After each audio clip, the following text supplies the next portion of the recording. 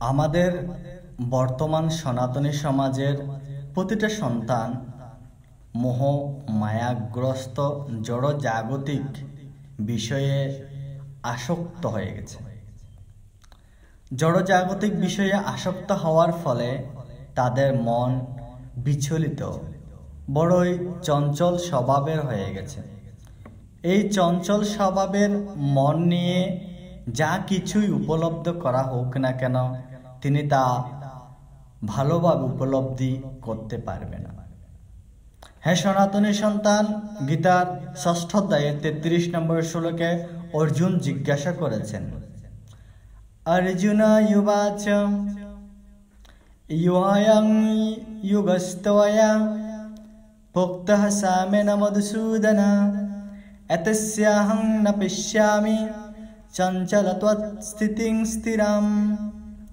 অর্জুন বললেন,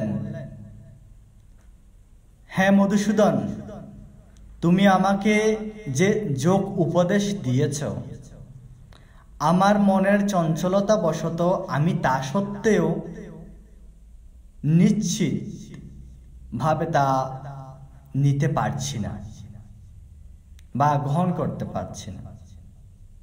তাহলে আমাদেরও চঞ্চল মনকে ত্যাগ